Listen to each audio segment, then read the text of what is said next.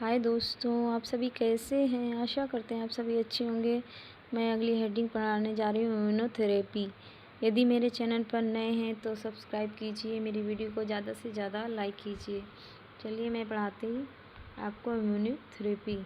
जब allergy condition अत्यधिक गंभीर हो एवं एलर्जन से बचाव संभव न हो तो दी जाने वाली ड्रग्स प्रभावी न हो तो इस कंडीशन में इम्यूनोथेरेपी सबसे प्रभावी उपचार होता है। इम्यूनोथेरेपी में किसी एलर्जन अर्थात एलर्जी उत्पन्न करने वाले पदार्थ का व्यक्ति से संपर्क धीरे धीरे इस सीमा तक बढ़ाया जाता है कि इससे होने वाली एलर्जी समाप्त हो जाए और बहुत कम हो जाए, जिससे व्यक्ति सामान्य जीवन व्यतीत कर सके। इसे निम्न प्रकार भी समझा जा सकता है। प्राय ऐसी हाइपरसेंसिटिविटी के समय इम्यूनोथेरेपी IgE उत्पन्न होती है, जिसके कारण एलर्जिक सिम्पटम्स उत्पन्न होते हैं। इम्यूनोथेरेपी में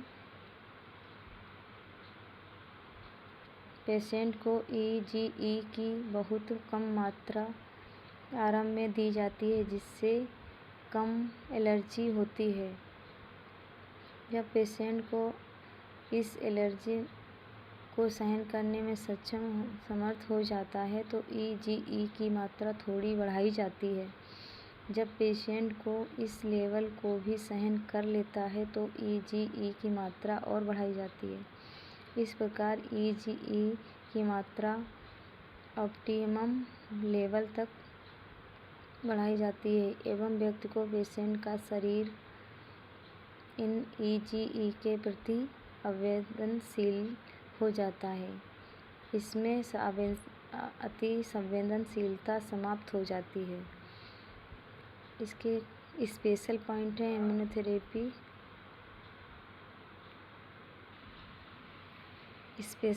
इम्यूनोथेरेपी। एक प्रकार का सिस्टमिक डिस्टेबलाइजेशन है। इसकी नर्सिंग केयर है।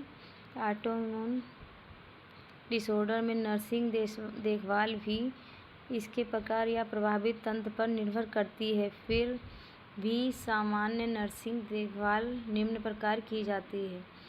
नेक्स्ट है, यदि आवश्यक हो तो पेशेंट को हॉस्पिटलाइजेशन करना चाहिए। नेक्स्ट है, रोगी की चिंता कम करने के लिए उसे इस रोग के बारे में सकारात्मक दृष्टिकोण से जानकारी दी जानी चाहिए। नेक्स्ट है, पेशेंट को यदि संभव हो तो किसी सगे संबंधी के साथ रहने देना चाहिए। नेक्स्ट है, पेशेंट को फीवर होने पर एंटीपायरेटिक ड्रग दी जानी चाहिए। नेक्स्ट है, यदि रोगी स्वयं की देखभाल में असमर्थ है तो उसके संबंधी की सहायता से उसकी देखभाल करनी चाहिए।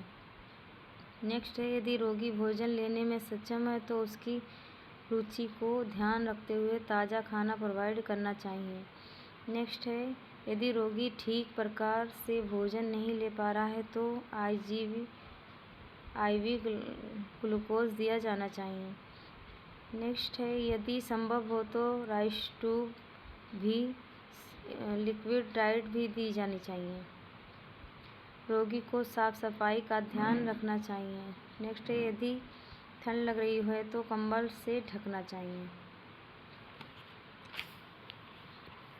नेक्स्ट है, यदि आवश्यक हो तो ऑक्सीजन एडमिनिस्टर की जानी चाहिए।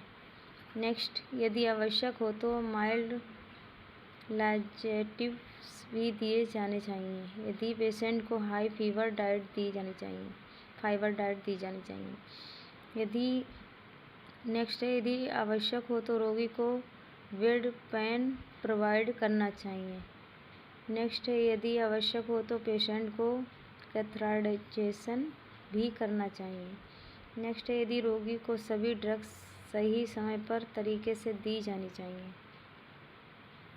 नेक्स्ट है, रोगी को नियमित ऑब्जर्वेशन करना चाहिए एवं TPR चार्ट मेंटेन करना चाहिए।